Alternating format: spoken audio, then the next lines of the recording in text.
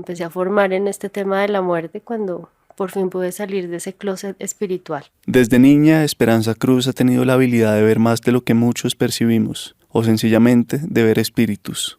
Por eso la llevaron al médico, a la iglesia, y por eso también ella misma se enterró un compás en el ojo cuando era muy chiquita, para no ver lo que veía. Tomé tanta agua bendita, se suponía que yo tenía que sacar eso que me estaba haciendo ver espíritus, ¿no? Una niña de 6 años. Hoy en día, Esperanza se dedica a acompañar a personas con todo tipo de pérdidas, desde duelo por muerte de seres queridos hasta rupturas amorosas.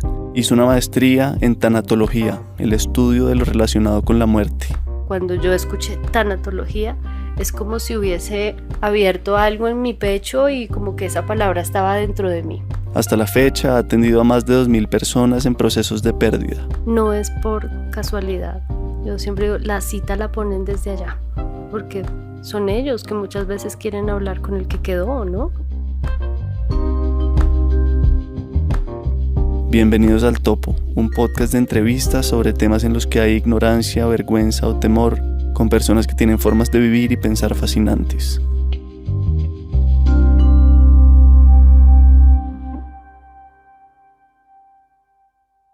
Quiero conocerte a ti, tal cual como eres, con tus dones, con tus defectos, con tus momentos importantes, difíciles, buenos. ¿Por dónde empezamos? Pues cuenta un poco a qué te dedicas y después ya echamos para atrás. Hoy en día, ¿cómo es un día normal tuyo? Un día normal mío es, primero soy mamá, Uh-huh. vivo a las afueras de Bogotá, entonces soy mamá de un muchacho de 17 años y una chica de 14 años. Mamá de 2 perras, 2 gatos y bueno, lo que todo eso implica.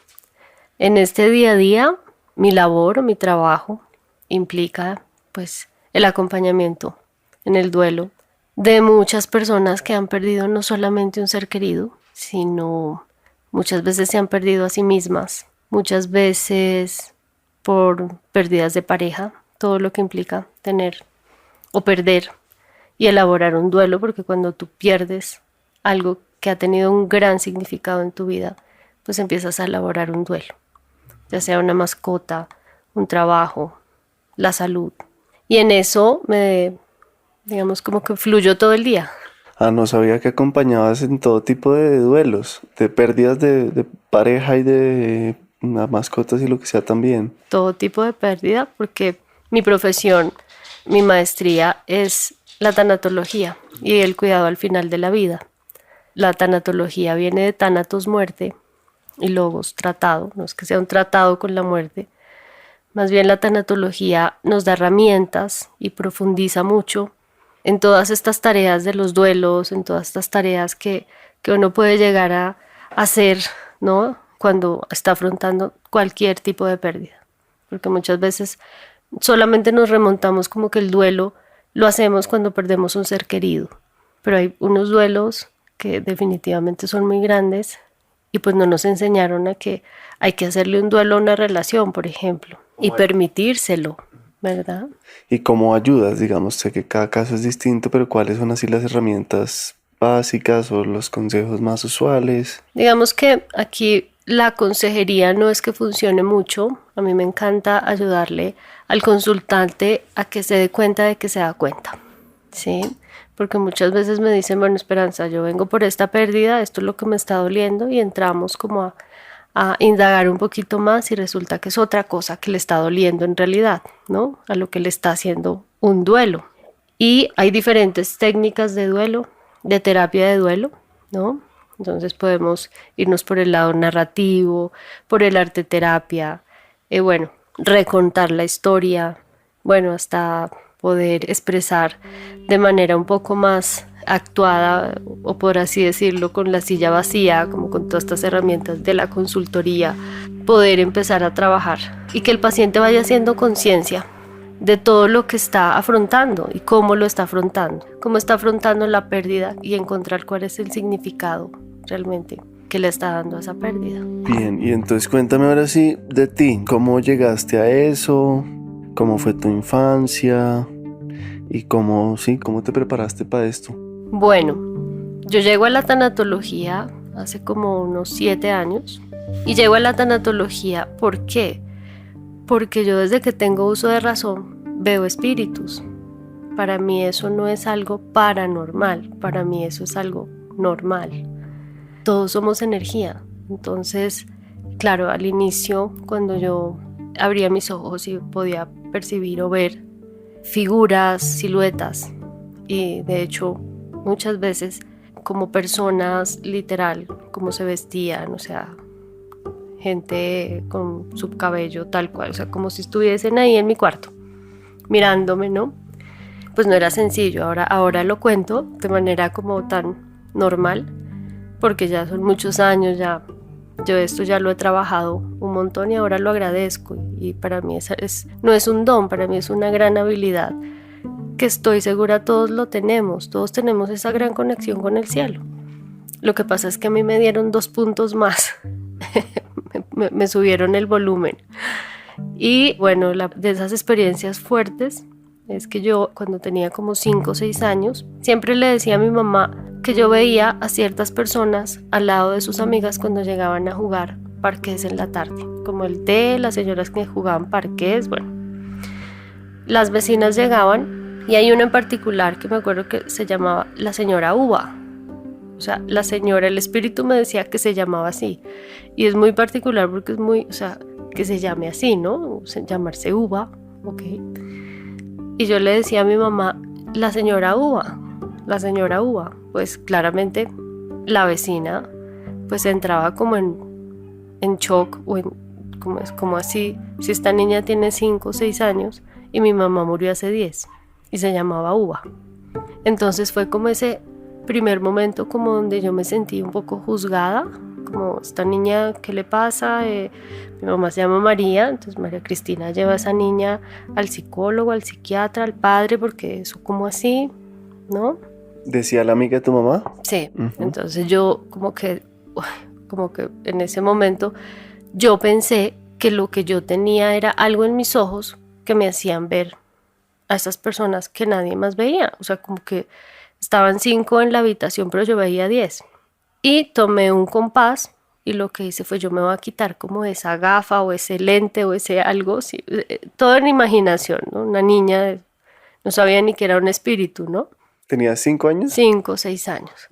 Y me chusé el ojo derecho con un compás. Afortunadamente no fue a mayores, pues sí tengo la marquita en mi ojo. Puedo decir que gozo de una buena salud ocular, que pues mira, veo hasta el más allá. Prácticamente, ¿no? O literalmente. Y ¿te había pasado solo una vez o ya habías tenido varias visiones? yo había tenido varias visiones, solo que ese día me atreví a pasar como ese mensaje. Aquí estoy, dile que yo soy Uva. Pues o sea, yo lo hice, para mí fue tan normal y claro, en ese momento como que sentí que había algo diferente y que no era bueno. Ya ahí empecé a tener desafortunadamente puntos de vista que contaminaron mucho esa inocencia, aunque aún había una inocencia muy grande, porque pues imagínate uno a los 6 años que quiere jugar, divertirse, alimentado por mamá, por papá, y lo que menos uno pues piensa es como más allá que el amiguito imaginario, ¿no? Yo podría tener 20 amiguitos imaginarios, unos que venían siempre como en esa energía de ayúdame, pero yo como que no, o sea, como, ¿qué hacía? El tiempo fue pasando, claramente pues mi mamá toma cartas en el asunto y pues claramente en ese tiempo pues lo primero es como acudir a la iglesia, ¿no? Los padres, que yo digo, yo mi historia me la tomo con un poco de humor, porque yo digo, yo gracias a la iglesia tengo esa gran habilidad o ese gran gusto o ese gran, digamos, como placer de gozarme el agua. Yo me levanto y lo primero que tomo son 3 vasos de agua, porque, mira, Miguel, tomé tanta agua bendita que eso es lo que le agradezco a la iglesia. Me daban agua bendita porque se suponía que yo tenía que como sacar eso que me estaba haciendo ver espíritus, ¿no? Una niña de 6 años, o sea, mira, te pongo en el contexto de darle 1 litro de agua bendita a la niña todo el día. ¿Y eso era en dónde, digamos, y tu mamá qué hacía? ¿También muy católica o cómo, sí, cuál era el contexto? ¿Dónde creciste? ¿Qué hacían tus papás? ¿Cómo era tu casa? Bueno, en mi casa soy la menor de 5 mujeres. Mi papá trabajaba en ese momento en una empresa de maderas. Mi mamá era ama de casa, ¿no? Mis hermanas, pues ya digamos que cada una en su colegio, o sea, una familia muy tranquila. Yo no te puedo decir que era mi mamá totalmente religiosa o con una familia sumamente religiosa, no. Pero pues cuando empiezan a suceder estas cosas, pues ella acude a la religión, ¿no? Un barrio normal en Bogotá, clase media, o sea, vivíamos tranquilos, no nos faltaba nada. Yo gozaba de jugar en la sala, de jugar. Yo gozaba de una infancia muy bonita. Claramente, con esta dosis de visiones que tenía, que pues no era sencillo. Tomé mucha agua bendita, me hicieron muchas como de ir a misa y esto, y pues yo no dejaba de ver. Yo creo que llegué a un punto donde antes veía más y pues, o sea, y ahí como que qué, ¿no? Empiezo a crecer, 9 años, mi abuela materna fallece y fallece en mi casa. Mi abuela vivía con nosotros y yo estaba en el colegio. Yo realmente salí como al descanso. Yo estudiaba en un colegio muy grande y bueno, en un jardín vi a mi abuela que vino y se despidió de mí. Como a las 2 horas llegó mi hermana por mí, como, sí, mi abuela ya se vino a despedirse de mí, ya está muy bien, ¿no? Entonces, ¿Había como muerto ese mismo día, en había esos muerto días? ese mismo día, ¿no? Y yo estaba en la clase, estaba en el colegio. Y digamos que ahí ya empiezo yo a ver un poco más de cerca lo que es tener que vivir la muerte en casa, ¿no? El duelo, que me duela que alguien no esté, ¿no? Porque era la abuelita que llegaba. Yo me acuerdo las onces que hacía mi abuela, era una cosa maravillosa. O sea, la comida era todo alrededor de la comida, era una cosa deliciosa. Me nutría mucho. Y empezar a vivir este tema del duelo ya, de la muerte en familia, pues claramente como que me enseñó a ver qué era un ritual de despedida. En ese tiempo mi mamá eligió que se velara a mi abuela en la sala de la casa, o en un salón que había muy grande. Y ahí yo empecé como a comprender este tema un poco más de la muerte, de que moría el cuerpo, pero yo podía ver a mi abuela subiendo y bajando la escalera, o como muy cómoda de que fuera tal persona y como que no se sentía a gusto que estuvieran otras personas en No el sé, velorio. como a tu abuela no le gustaba que estuvieran ciertas personas en el velorio. Exactamente. ¿Y tú la veías a ella como molesta por eso? Sí, la veía como seria, no molesta, pero como, sí, es como que, ¿por qué están acá? ¿Y tú cuando dices que veías a tu abuela, es tal cual ella, su figura, o es como una energía o unos rasgos A o ella qué? la veía tal cual era, porque el espíritu, todos tenemos una impresión de lo que somos aquí físicamente, ¿sí?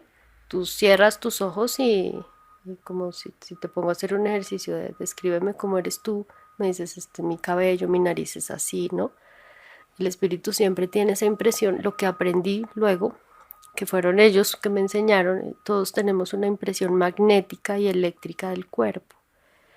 El espíritu cuando sale del cuerpo se lleva eso y eso es lo que utilizan ellos para mostrarnos cómo eran acá.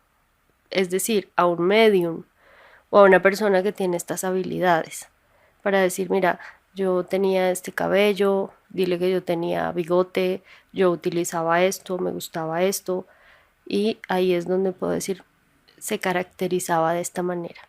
Es la manera como ellos me han explicado esto, porque yo te digo, yo esto no lo aprendí ni con un curso, ni con... O sea, mucha de la información que ellos me han dado ha sido así, empírico, o sea, es algo orgánico. No puedo decir claramente, yo me he formado porque siempre estuve muy inquieta en este tema, pero eso sí, me empecé a formar en este tema de la muerte cuando por fin pude salir de ese closet espiritual. ¿Qué fue Cuando, cuando? cuando ya tenía una carrera, yo estudié administración financiera, trabajaba normal y pues claramente era una administradora frustrada porque no era sencillo estar en un lugar donde podía percibir todo tipo de energías y muchas veces tenerme que quedar callada porque eso no estaba bien visto, ¿no? Nunca quise estudiar psicología porque también tuve como experiencias un poco fuertes con los psicólogos, porque pues claramente yo tenía problemas psiquiátricos o qué sé yo, y nadie me quiso como acompañar en ese proceso y como que los mismos psicólogos me dejaban a mitad de camino, precisamente porque no tenían como esas herramientas cuando yo ya les daba cosas muy contundentes, claramente acerca de su vida. Y pues se sentían como confrontados, entonces yo dije, bueno, si es la psicología, entonces no me llena, prefiero irme por los números. Y estando en un banco, un día salí a pagar un recibo porque dije, bueno, tengo que salir. Yo realmente estaba, imagínate, 23, 24 años, con una profesión, con un futuro tal vez brillante, pero absolutamente frustrada. O sea, yo decía, ¿qué es esto? Si esto es empezando mi vida, no puedo creerlo. No puedo creer que esto tenga que ser así. El trabajo en un El banco. trabajo, yo salía a pagar el recibo a un banco y en la fila, te cuento esto es para que, digamos, tengas un poquito claro cómo fue que salí de ese closet espiritual. Claramente, pues, tú haces la fila del banco, estás normal. Llega un espíritu, era el espíritu de un hombre. Él me mostraba unas flores eran como unos cartuchos blancos, era una flor muy linda. Realmente ese día yo sentí que me iba a desmayar, se me iba a salir el corazón, o sea, yo miraba la blusa y el corazón literal. Me puse a sudar y él me decía, por favor, dile que estoy acá. A la persona de A la enfrente. persona que estaba frente a mí. O sea, escogieron un lugar muy particular, imagínate un banco, o sea, o esta señora me va a robar. A mí se me pasó de todo por la cabeza. Yo dije, Dios, ¿qué voy a hacer? Pero ya fue una sensación tan, o lo hago o sigo en esta frustración. Ahí fue cuando le dije, ¿sabes qué, Dios? Yo me rindo. Me rindo. Y si esto es lo que tengo que hacer hoy, lo voy a hacer. No sé qué va a pasar.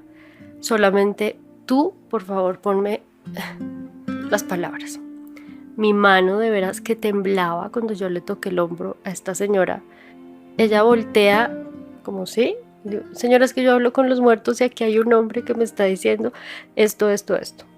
Para resumirte la historia, terminamos en el andén del banco. Ella lloraba, me cogía de los hombros y me decía, ¿dónde había estado usted? Y yo lloraba porque por primera vez en mi vida me había sentido útil con algo con lo que nací. Entonces eso fue pues transformador para mí, para ella, ya cuando digamos que logró volver en sí, como a centrarse, como a estar más calmada. Ella me dice, hace 2 años falleció mi esposo y dice, Esperanza, hoy es nuestro aniversario y él siempre me regalaba esas flores. Entonces, pues claro, para mí eso fue la mejor salida del closet espiritual. ¿Tú trabajabas en un banco o No, yo trabajaba en una oficina, en una empresa, pero me dirigí fue al banco a pagar, o sea, como a salir un poquito como de la rutina. O sea, no le dé ese recibo al mensajero, sino vaya usted, como salga, así sea a pagar un recibo. O sea, imagínate, eso era ya para mí algo, ay, salgo de aquí un ratico. Y esa fue la experiencia que digo yo que marcó mucho el antes y el después de Esperanza. Claramente hay muchas historias un poco más fuertes que otras, porque pues el tener una adolescencia, por ejemplo, con una habilidad de estas, a pesar de que la adolescencia es la etapa más psíquica del ser humano, por eso es que el adolescente no se halla o percibe tantas cosas que no sabe qué es lo que está percibiendo. Es muy fuerte, imagínate teniendo conciencia de que lo que ves pues hace parte de, ¿no?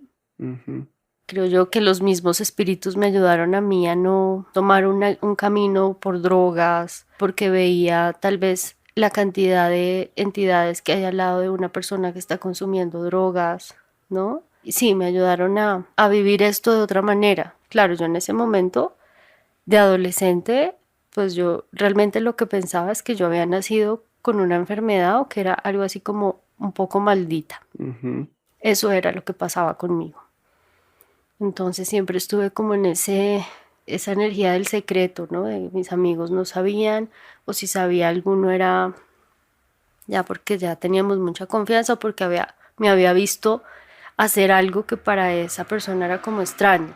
Ujú. Y bueno, pues mi familia pues sí lo sabía claramente, pero ellos lograron ser muy tranquilos en esto. Mi mamá en algún momento me llevó donde un psiquiatra, pues me llevó con un psiquiatra porque pues ya era como, bueno, miremos, ¿no? O sea, si alguien que me dé un diagnóstico, resulta que el psiquiatra pues claramente me vio, me acuerdo mucho de su consultorio, había como una salita y estaba lleno como de juguetes y él me decía, ¿quién ves?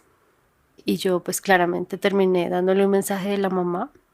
Este psiquiatra se levanta con los ojos pues llorosos, no estaba muy como conmovido, le da una palmada en la espalda a mi mamá y le dice, váyase señora, usted no tiene una enferma, usted lo que tiene es una bendición.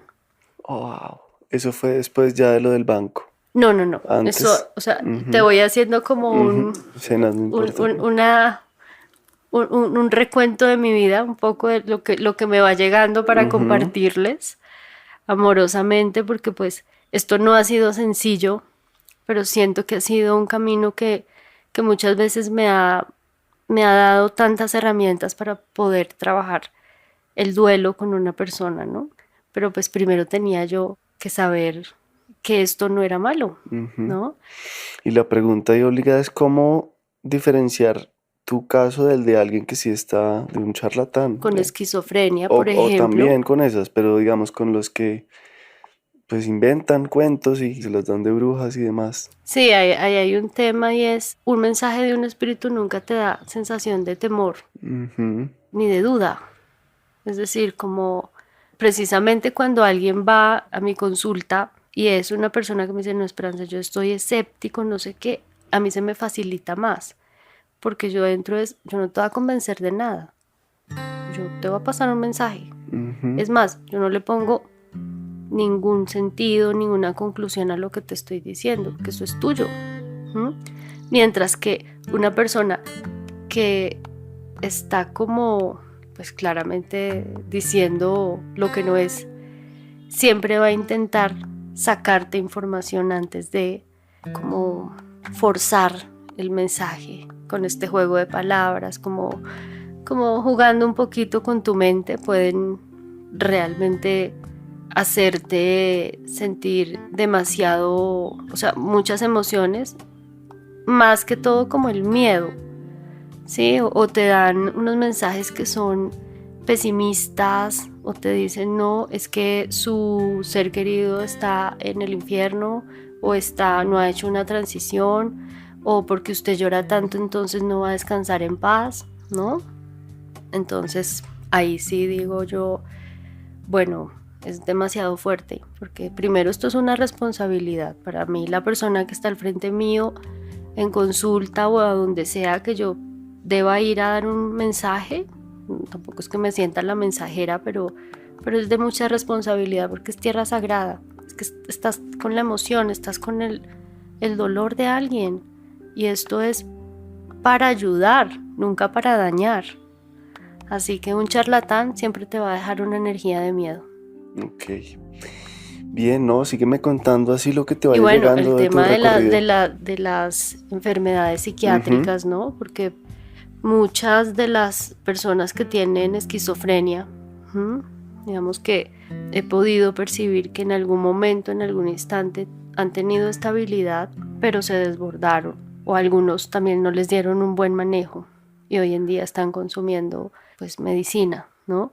Siempre digo, hay cosas que la ciencia posiblemente no podrá como todavía tener esa respuesta, ¿no? Porque yo soy la más interesada. ¿Qué pasa con mi cerebro ujú, cuando todo esto? O sea, yo por qué veo lo que veo. ujú, y quedas concluido. Ya ahora como que los científicos dicen, bueno, Esperanza es un fenómeno. Bueno, estudie los fenómenos. O sea, no me molesta la palabra, pero estudielos. Claramente la sensibilidad, las experiencias cercanas a la muerte, ya por lo menos se habla un poco más del tema, todo este tema de las medicinas ancestrales que también ¿por qué te hacen ver lo que ves? Porque es que nadie te lo está contando, eres tú el que entra en ese viaje astral tan bonito, es porque hay algo más allá de este cuerpo físico. Entonces, digamos que hoy en día me siento más abrigada, con un poco más de soporte en cuanto al trabajo que hago, porque tal vez esto hace 20 años pues era como muy, sí, el voz a voz, pero cuidado porque de pronto ese espiritismo o quién sabe, ¿no? Pensaban que me iban a encontrar con un turbante y una bola de cristal y les iba a leer el futuro, ¿no? Pues de eso, sí, sígueme contando cómo como que te profesionalizaste, cómo pasaste entonces de esa escena en el banco, te saliste de la empresa donde trabajabas o qué pasó ahí. Sí, salí de la empresa, claramente llegué a decirle a mi familia, bueno, en ese momento ya me había acabado de casar, a decirle a mi esposo, oye, voy a trabajar con el cielo. Y es como que, ¿qué? No, o sea, ¿Tu esposo qué hacía? mi esposo es contador, trabaja en todos temas de finanzas, bueno, inversiones y bueno. Y pues imagínate, o sea, la mente matemática, como así, estamos construyendo un hogar, espérate porque como es, o sea, ¿qué pasó? Hay algo muy especial que él me dice y es, bueno, tal vez yo no creo en eso que tú ves, pero creo en ti. Yo diría que él empezó como a hacer diría, estará estresada, está cansada, apoyémosla, ¿no? Apoyémosla, ¿no? Entonces empecé a explorar un poco si habían personas que si veían lo mismo. Me encontré con personas que trabajan con ángeles y sí, o sea, yo empecé como a encontrarme con gente que, como esta gente que decían como que los raros, pero no tan raros, como que yo me sentía como, ay, oye, sí hay, esto sí hay, qué rico.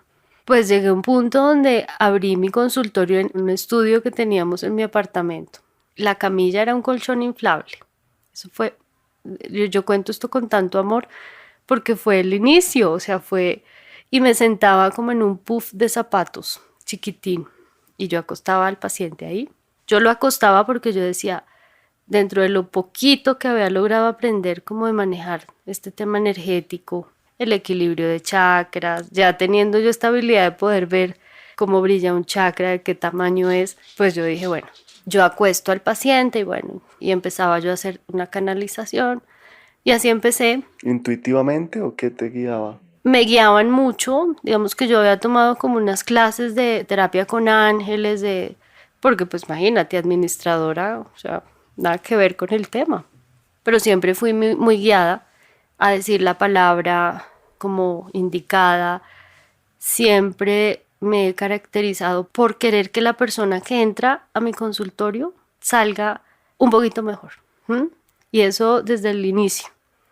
Pues esto fue creciendo, fue creciendo, fue creciendo, hasta cuando ya tuve la posibilidad de alquilar un consultorio en la 85 en Bogotá, donde ya tenía una agenda, ya luego esto creció tanto, donde ya busqué tener un centro holístico en Bogotá, muchísima gente, o sea, esto fue un Voz a voz, ¿sí? voz a voz, pues porque son los pacientes los que la gente, ese es tu mejor mercado. O sea, cuando tú tienes una experiencia con una persona, pues Ujú. tú sabes que sabes. Por eso yo digo, es que a ti no es que te engañen, tú en partes te estás engañando, porque tú sabes que esa persona no te está diciendo cosas o no está llegando a un punto de como de sanarte.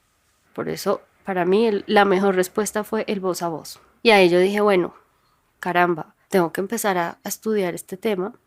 Claramente, pues lo mío es la muerte. Siempre quise indagar mucho el hecho de la muerte, del buen morir, porque mi mamá, yo creo que empíricamente acompañó a muchos tíos, a mi abuela, a mis abuelos.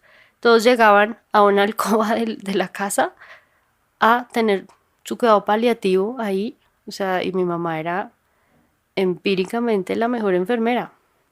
Y yo vi mucha gente entrar caminando y salir, pues, literal, ya en un aspecto muy fuerte y los que no, pues ya fallecieron en mi casa. ¿Cómo así entrar caminando? O Entraban. sea, entraban bien con un diagnóstico, mi mamá los acogía y pues ya en un cuidado paliativo, donde, por ejemplo, un cáncer, donde tú estás, no sé, gordito, perfecto y terminar en huesitos, ¿no?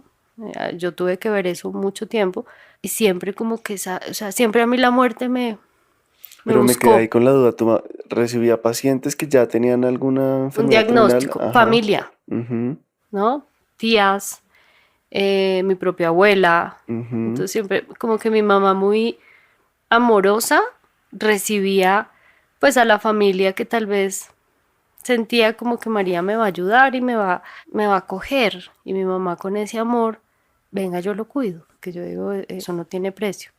Porque claramente un paciente que llega con un diagnóstico y ya, yo digo paciente, ¿no? Pero pues esa era mi familia. Y ves en ese proceso donde ya pues casi que ni la morfina le funciona. Yo crecí en ese entorno, que fue maravilloso porque mi mamá sí que me ha enseñado del cuidado y la paciencia y ese tejido que se va haciendo con el paciente en cuidado paliativo es precioso. Entonces yo dije, ok, pues tengo que estudiar esto, voy a estudiar algo con la muerte. Y en ese momento tuve la posibilidad de ir a México y me encuentro con un mundo donde la muerte se celebra, y yo dije, bueno, aquí debe haber algo. Ahí es donde conozco la palabra tanatología, que cuando yo escuché tanatología es como si hubiese abierto algo en mi pecho y como que esa palabra estaba dentro de mí. Empecé a estudiar, a ser un coach tanatológico y de vida, tomar muchos cursos de tanatología de duelo, pero a mí siempre me faltaba un poquito. Bueno, yo iba trabajando con pacientes ya un poco más enfatizada en duelo por pérdida de ser querido, porque pues yo soy tanatóloga, pero digamos que el plus que yo le doy a mi sesión, con todo el respeto, es poder hacer esa conexión, la primera cita con ese ser que se fue, para que tu duelo tome otro sentido. ¿Cómo es eso, digamos? ¿Cómo arrancas una sesión? Cuando empecé a atender pacientes como tal, consultantes, yo le dije a Dios, listo, yo voy a hacer esto. Es un trabajo, ahora usted va a ser mi jefe, todo bien. Pero para mí es muy importante como tener esa aprobación del cielo. ¿Mm? Yo digo que toda persona que llega a mí, digamos a mi consulta, no es por casualidad. Yo siempre digo, la cita la ponen desde allá, teniendo eso como una certeza absolutamente bella, porque nada sucede por casualidad. Y yo, con más de 2000 personas que yo ya he visto en consulta, ya perdí hasta la cuenta, no me ha llegado una sola persona que no sienta que hay un llamado. Y eso para mí es tan importante porque son ellos que muchas veces quieren hablar con el que quedó, ¿no? Siempre estamos aquí, quiero hablar con él, pero ellos también quieren decir, bueno, voy a hacer una conversación sanadora para poderte ayudar a ti también. Y bueno, el duelo es tan único, el duelo es como la huella, aunque es un tema universal, el duelo es individual. Entonces ninguna consulta con Esperanza Cruz es igual, nunca. Así estemos haciendo un proceso de duelo con una persona, que se van como 5, 6 citas más o menos, mientras que van pasando los meses y elaborando un poco, transformando el pasar de estas etapas. Pero la mayoría de veces, como te digo, la primera sesión sí intento abrirme mucho, abrir muchísimo esa cabina, ese micrófono al otro lado, para que sea ese ser que falleció el que pueda expresar muchas cosas. Y eso hace un cambio enorme. Lo he podido reconocer. Tengo mucha gente que me dice, Esperanza, había tenido ya muchas citas con el psicólogo, con los médicos, con el psiquiatra, pero realmente hacer esa conexión, darme cuenta de que me doy cuenta, me hizo tomar conciencia y tomar un punto de partida muy diferente, en donde puedo ver la muerte, el trascender de otra manera, los apegos, que esos son míos, y el cómo el amor nunca muere. Y ahí es donde el consultante, el paciente en este caso, se compromete a hacer un duelo digno. Porque esto, como yo le digo a un papá, a una mamá que perdió un hijo, te va a doler toda la vida. No hay psicólogo, no hay medicina, no hay psiquiatra, no hay religión que te vaya a quitar el dolor. Ahora, lo que sí puedes ir transformando es la manera en cómo vas a vivir con lo que tienes. Y lo que tienes es muchas herramientas para que esto no se convierta en sufrimiento. ahí es donde vienen pues todas esas técnicas que aprendí cuando elegí irme a España a hacer la maestría con la Asociación Española de Tanatología en la Universidad de Canarias en Tenerife. Después de lo de México hiciste un coaching y después... Después, donde tuve pues la posibilidad de, claro, ahondar en todos estos autores, hacer prácticas literal de día, de noche, estudiando la muerte en el arte, la muerte en la medicina, la ciencia, la muerte en la psicología, Freud, todo. Y ahí ya pude decir, ok, esta es mi pasión. Y bueno, eso es lo que hago, pero siempre digo, mis mayores maestros son los pacientes. No hay una maestría que a mí me diga, Esperanza, te voy a llenar de todo este conocimiento, cuando la maestría que yo tengo frente a mí todos los días es esa persona que viene a decirme, he perdido a alguien. Ellos son los maestros. Una persona en duelo para mí es un maestro. ¿Y qué es un duelo digno? Que lo mencionaste ahí de rapidez. Para mí vivir un duelo digno es que no acabes con tu integridad, que no tengas que vivir esto de rodillas, que no se te olvide que tú eres merecedor, que puedes volver a reír, que no necesitas vivir desde ese sentimiento que corroe tanto, que es la culpa, que a todos nos da culpa, que es absolutamente normal, porque en el duelo es muy normal escuchar el hubiera. Y si yo hubiera hecho, y si no hubiera hecho, y si hubiese llevado, y si no lo hubiese llevado, si hubiese dicho, si no, el hubiera. Y el hubiera que lleva a la culpa. Y si podríamos expresar las energías como con colores, o si en algún momento las energías se pudiesen pesar, la energía de la culpa es igual de densa a la energía de la venganza. Entonces, pues imagínate lo que hace. Es una venganza con uno mismo. ¿Qué pasa cuando uno no resuelve, no hace un duelo? Yo lo digo tan general, es como poder ver una persona que ande con un enojo en la calle, pitando, echándole el carro a todo el mundo encima. Uno dice, ahí hay un duelo que no está resuelto, porque cuando la carretilla va vacía hace más bulla, ¿no? Entonces, esto es así de sencillo. Lo de la carretilla vacía es que un vacío, dices, ¿o te refieres a tener un vacío? A tener un vacío. Cuando hay una persona que es muy ruidosa y hace mucha bulla, y digo yo bulla en el sentido de enojo, de estar criticando, de estar ahí, es cuando uno dice, hay mucho vacío y necesita estar moviendo o expresando muchas cosas, agrediendo al otro. Entonces, si te das cuenta, los duelos no resueltos nos llevan una de dos, o a enfermedades, porque todo eso lo llevamos al cuerpo, con emociones o enfermedades psiquiátricas. Entonces ya la depresión, que hace parte del duelo, es una de las etapas del duelo, pero no tienes que vivir en depresión toda la vida, ¿sí? ¿Y qué herramientas así en abstracto para ayudar a todo el mundo en todos esos ¡Ay, duelos?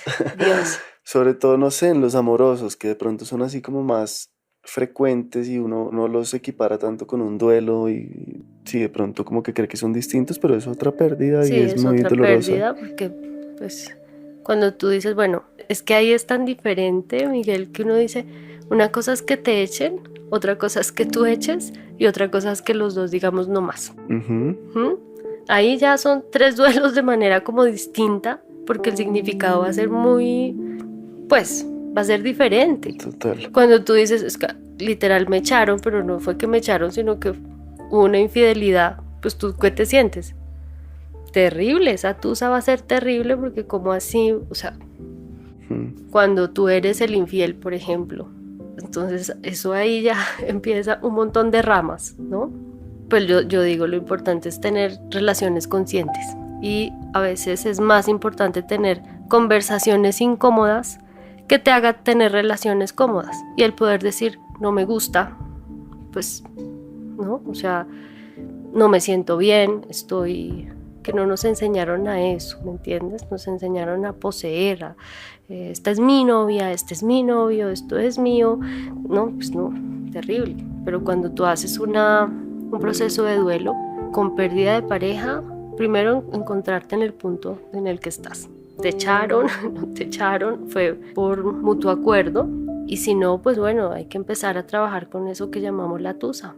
Empezar a terminarle a la tusa, ¿sí? porque estoy llorando, porque me dejaron, por ego, porque siento que me voy a morir sin. Entonces ahí uno empieza a entrar en un montón de capitas, como esas capitas de la cebolla, a decir, bueno, hay un tema de abandono. Entonces entremos a ver desde ese punto donde hubo un abandono tal vez de papá y donde estás buscando pues que la pareja se convierta en un padre, y resulta que en ese momento tu pareja no quería ser tu papá, quería ser tu pareja. Entonces eso es un universo, pero claramente se hace un duelo. Tareas del duelo, bueno, las primeras, esto es muy de Worden, que es el autor que escribió las tareas del duelo. La primera es reconocer la pérdida. Cuando yo reconozco Aceptar. y aceptar que perdí, ¿no? Pero pues en todo ese reconocer, pues hay que permitirse las emociones, tener que llorar, si es por pérdida de un ser querido, saber que tus lágrimas no van a cortar con ese flujo bendito y armonioso de la transición de tu ser querido. Tú lloras porque te duele, el duelo duele. Y siempre digo, las lágrimas caen hacia abajo, hacia el corazón. Es divino. Limpian las ventanas de ese corazón que está afligido. Hay que llorar. El punto es, si sientes que te estás quedando en el llanto, busca ayuda. Busca ayuda. Hay herramientas maravillosas. Mira, este canal de comunicación. Esto es una información grandiosa para saber que uno no tiene que vivir un duelo solo. No todos los duelos necesitan acompañamiento, pero hay unos que sí nos sobrepasan y hacen que posiblemente cambiemos, pues es decir, como que nos ceguemos y pensemos que no hay salida. Y sí hay salida, porque hay mucha gente que ha vivido cosas posiblemente hasta peores que tú, ¿no? Ha salido. Y ha salido, ha hecho una transición. Cuéntame, no sé, ¿qué retos ha habido en este trabajo? Que es difícil, a veces te cansas, a veces dudas de ti misma. Sí, ¿qué desafíos has tenido? Yo creo que el gran desafío es poder salir un poco como de esos puntos de vista, no dejar que los puntos de vista de la gente te toquen, ¿no? Y esto yo lo digo como con la gente que es muy famosa, ¿no? Que hacen algo y entonces hay quien los critican y los destrozan. Pues con este tema, imagínate, yo para muchos soy el demonio. ¿Para quiénes? ¿Qué te ha pasado? Pues temas como cuestiones de religioso, ¿no? Es como que lo que hace Esperanza eso es pecado, se la van a llevar, no sé, ella es un alma en pena, o sea, he recibido de todo. Y pues uno no comprar esos puntos de vista, al principio pues claro, eso me afectó porque no todo es color de rosa. O sea, yo sabía que estaba haciendo un trabajo importante con una persona, con una familia, por algo se empieza, pero cuando ya me tocaron todas estas como puntos de vista de la gente, sentí como, uy no, voy a parar un ratico porque no, yo siento que esto es, o sea, como sentir como a las mujeres que las mandaban a la hoguera porque pensaban que eran brujas, así me sentía. Sin embargo, la confianza en lo que yo hago, de una u otra manera, yo tengo muchas visiones pues para mí misma, como que me corrigen, que me permiten sentir o que me mandan esas lecciones de cuando pare, es eso. Pero sí, o sea, sobre todo la sociedad que te destroza. Gente que uno dice quieren tener lo mismo o hacer lo mismo, entonces hasta ponen, o sea, quisieran llamarse como tú, como decir una publicidad engañosa. En esto hay de todo. Hay de todo. La gente dice es que se puso ese nombre porque no, yo me llamo así, Esperanza Cruz Ramos. Y yo siempre digo, tengo nombre de Semana Santa. O sea, ¿qué puedo hacer, Miguel? ¿Y has conocido a gente con este mismo don, inclusive más potenciado? Sí, ¿Estabilidad? digamos que tengo referentes. Conocí tal vez a alguien en México que tiene esta habilidad, es muy lindo como la enfoca. Gente en Norteamérica, gente en Canadá también. ¿Acá no mucho? Acá, digamos que estamos haciendo una especialización. Ven y me devuelva lo de tu nombre, porque sí, ¿cómo interpretas el Esperanza Cruz Ramos? Imagínate, o sea, ¿Pero qué piensas tú de la religión católica en particular? no, yo digo que yo soy de la religión del amor. Yo puedo entrar a una iglesia y entro a hacer una meditación, una oración bonita y lo hago. Puedo entrar al Vaticano y reconocer tantas cosas que hay ahí con la divinidad, puede ser. Pero también puedo estar en un parque y reconocer lo mismo. O sea, no necesito un templo. No me interesa tener un templo. El templo soy yo. El templo es la otra persona. Que eso es lo que opino, es mi opinión de que las religiones, por eso es que nos han separado tanto, ¿sí? Porque pues si no es en un templo, si no es ayudando de una manera o viviendo de otra, pues entonces no vas a ser salvado.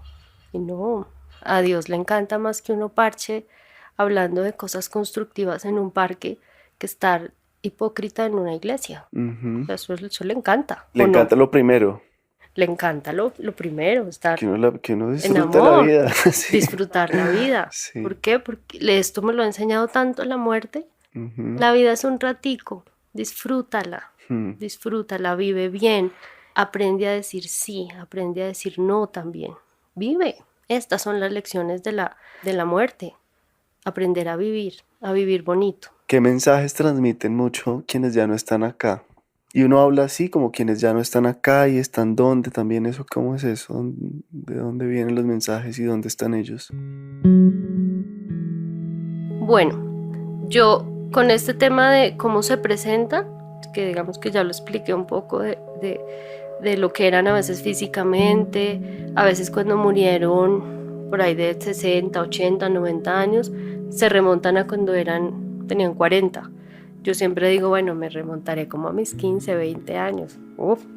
Como así, tú cuando estés en el más allá. Y si alguien, y me le presento a alguien, yo digo, no, espere, bien puestecita. Ajá.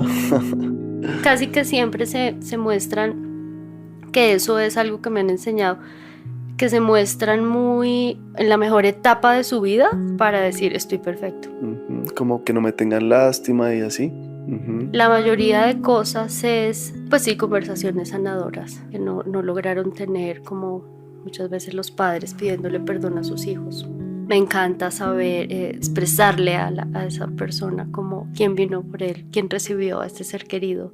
Muchas veces, tú sabes que este tema del aborto es tan personal y a veces no se cuentan con los recursos, no solamente financieros, sino con recursos desde adentro para poder sostener una nueva vida.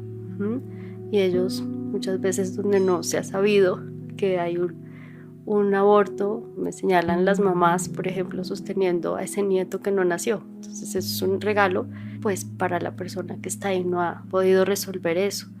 Hay estructuras, a veces me muestran un campo, he logrado ver, de cuenta como una finca cafetera, como si el cielo fuese una parte de la tierra, pero con una vibración altísima. Es decir, ver todo en HD, el mar se ve impresionante, o sea, yo sí puedo decir, tú vas a un lugar donde hay estructuras, es un lugar donde hay vida. A que no he visto comer a nadie, no, yo no he visto comer que la hamburguesa, que la manzana, no. Todo es así? energía. Es como que es menos material, ok. Exacto, como que no, yo no puedo decir, no, es que se alimentan de energía porque al fin y al cabo todos somos energía. Pero que yo haya dicho, oye, es que yo vi a tu mamá comiéndose una manzana, pues hasta el momento no, eso no lo he visto. No puedo ir más allá de lo que he visto porque habrán muchos mediums, muchos canalizadores que me puedan decir, Esperanza, es que yo veo esto. Así, yo no lo he visto. Yo no puedo decir ni más ni menos porque eso sería entrar como pues a decir mentiras. Y esto es una responsabilidad muy grande y la energía de la mentira no la quiero llevar. No me interesa. Sí, no me interesa. Wow. No, estoy como impresionado porque es que son cosas que uno medio intuye, pero sí, por algún motivo como que no nos las han enseñado, no nos han dicho que es posible, que tiene sentido, pero pues tiene todo el sentido. Y lo puedo decir pues por lo que me transmitiste desde mi papá, que fue así, fue lo que él me hubiera dicho, puras cosas como en buena onda, como sin No, asustarme. vive, mi amor, Sí. vive, porque es que un papá que te va a dar son los mejores. O sea, no hay un fan más importante para uno que sus padres. Ujú. Te van a decir, dale, con Mm. toda, yo te apoyo, te sostengo. O sea, eso es muy lindo. Pero un mensaje de miedo no. Mm. No, jamás. ¿Qué Porque más? cuando hay un mensaje de miedo, ahí es donde yo puedo tener en cuenta que ese espíritu no se quiere ir y hay una fase donde pues también hay que decirlo, no sabe que no tiene cuerpo, por ejemplo. ¿Cómo así? ¿Cómo es eso? Eso me lo he encontrado mucho en las calles. Ujú. Te voy a contar un caso, me sucedió. Íbamos con mi esposo, él iba manejando por la autopista, yo iba a las afueras de Bogotá y yo grité, ¡lo vas a coger! Claro, mi esposo frena por el grito que yo le di. Imagínate, venían más carros atrás, o sea, no sé por qué no hubo ahí un accidente terrible. Claramente el enojo de mi esposo como, ¿qué te pasa? O sea, no, yo vi a un hombre pasar y luego otra vez volví y lo vi pasar. Pero ya lo vi pasar pues sí, pasó entre los carros, o sea, Lo atravesó. lo atravesó. Ujú. Dije, no puede ser esto no, o sea, porque ya es una cosa que me está afectando, digamos, como de que o sea, puedo ocasionar accidentes, ¿no? Bueno, seguí, ya como que me calmé y dije, bueno, esto ¿por qué se da? ¿Qué es lo que está pasando acá? Claramente él, porque lo veía haciendo lo mismo, o sea, repita y repita y repita la misma escena. O sea, de ahí ¿Varios no días al salía, mismo personaje? de ahí no salía. Ujú. Tuve que parar a los días en ese mismo lugar. Y yo le dije, ¿quién eres? ¿Mm? Y lo que me expresó es que él no sabía porque él iba pasando esa avenida y se quedó ahí atrapado. Me puse a indagar la autopista de las afueras como entre Chía y Cajicá, en varias universidades, y ahí había un accidente. Hubo un accidente de un peatón, un muchacho. Claro, él fue atropellado, pero nunca supo que había salido de su cuerpo. Entonces, ¿qué es lo que pasa con esos espíritus o entidades? Pues que repiten la misma historia, el video. Es como yo iba haciendo esto, pero, o sea, literal es uno ver repitiendo todo lo mismo. Y es tan pesada y tan densa la energía que suelen haber muchos choques ahí. ¿Mm? Ujú. ¿Qué fue lo que hice? Bueno, ayudarle a reconocer que antes de eso él tenía un cuerpo. ¿M? Y que se diera cuenta un poco como de, o reconociera quién era antes de eso. ¿M? Hasta cuando ya eso se llama facilitar un espíritu y ayudarle, porque claramente salen tan rápido de su cuerpo. O sea, no quiere decir que en todos los accidentes, esto fue un caso, ¿no? No quiero aquí entrar en polémica, ¿no? Que todos los accidentes, no, pero a veces pasa, puede que pase uno en 1000, Mm. pero pasa. Y ahí es donde uno, cuando tiene estas habilidades, pues debe reconocer en que también no solamente estás ayudando al que está aquí en su duelo, sino si uno puede ayudar a alguien que pues no sabe, está perdidito como en ese, ¿cómo decirlo? Como en ese umbral, Ujú. pues ahí sí es muy importante acompañar. Sí, ¿qué otros consejos para eso, para morir bien, para personas que están pues ya como en eso, cuidados paliativos, sí, casos de personas mayores, también para los hijos que tienen a sus papás así o a sus abuelos, no sé, como para esto, para soltar el cuerpo, ¿qué será uno cómo se entrena para eso? ¿Hay alguna forma? Mira, lo primero es empezar a dar gracias, la energía de la gratitud. Cuando tú agradeces, no le das espacio a la culpa ni al apego. Yo agradezco esta reunión, la agradezco tanto que cuando se termine voy a sentir satisfecha, ¿sí? Eso pasa cuando estamos con un pacientico que está un abuelito, un padre, alguien que está ya al final de sus días. Lo primero es agradecer su existencia, todo lo que vino a enseñarnos en ese paso por la vida, ese ser tan importante que lo ubicamos, lo reubicamos en el clan familiar. Trabajar si hay alguien que está apegado y dice no, vamos a reanimar y super reanimar y vamos a lo que toque hacer para que mi papá o mi ser querido viva.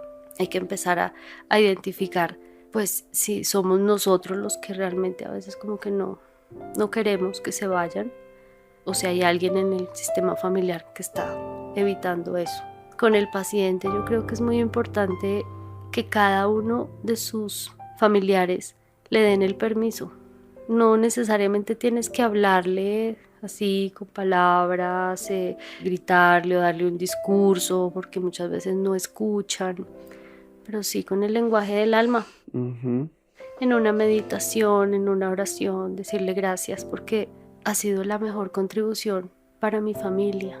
Si es un padre, si es una madre, un abuelo, una abuela, gracias porque eres mi ancestro, porque gracias a ti yo estoy aquí y voy a tratar de hacer un cambio en esas cosas que tal vez a ti no te funcionaron, pero que yo puedo hacerlas mejor sin sentir que es una carga. Sí, es muy importante, porque en estos casos sí me he dado cuenta mucho la energía del secreto. Entonces hay personas que abuelitos que tienen hijos fuera del matrimonio y nunca lo dijeron. Sí, fue un caso que acompañé y yo sí sentí que era eso. Ya es que no podía más, ya no tenía cómo, pero era una resistencia. Lo que hice fue escribir como otro hijo y de alguna manera con los ojos me respondía y sí, empezamos a indagar y sí, él quedó en paz de que sus hijos ya todos estaban mayores, se dieran cuenta que sí había otro hijo que nunca lo dijo y ya pudo partir en paz. Gracias. Siento que no, está mucho dicho y tiene todo el sentido. Es como que uno medio sabe esto y solo es acordarse. Sí, es recordar, es no ponerle tanto tabú ni tanta cosa de que no, es que yo lo hablo de manera normal porque es un hecho inevitable. Esto es lo que debemos normalizar, hablar de la muerte. Y no sé, alguna práctica que hagas tú o que en general también recomiendes a tus pacientes, no sé, pedirle perdón a los o comunicar más las cosas, o esa pregunta típica de qué es lo que más se arrepienten la gente antes de morir. No sé, que muchos dirán cosas así. Muchos no sé. se arrepienten, yo creo que es de no haber vivido, de haber guardado ese dinero literal debajo del colchón y no haber comido más. Digo yo en el sentido de darse un gusto. Se arrepienten de haber tenido tanto pensamiento de escasez con ellos mismos, porque el miedo a el desapegarse, ¿no? Muy importante hablar.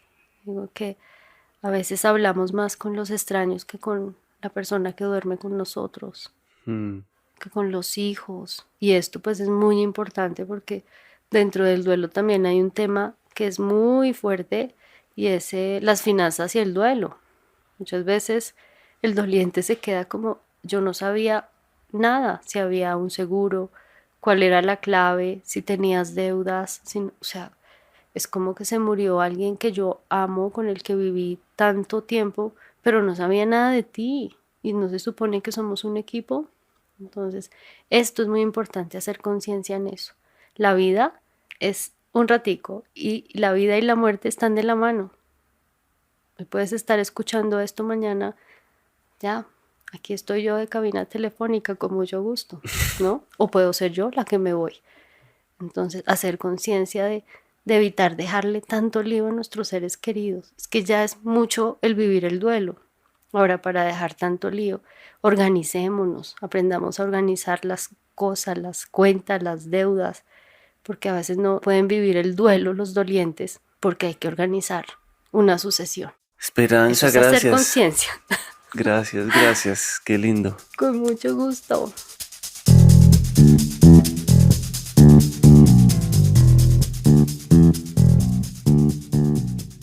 El Topo es una producción de la no ficción. La mezcla y el diseño de sonido de este episodio fueron de Valentina Fonseca y Daniel Díaz. La ilustración de la portada y el manejo de las redes sociales está a cargo de Isabela Soto Vallejo.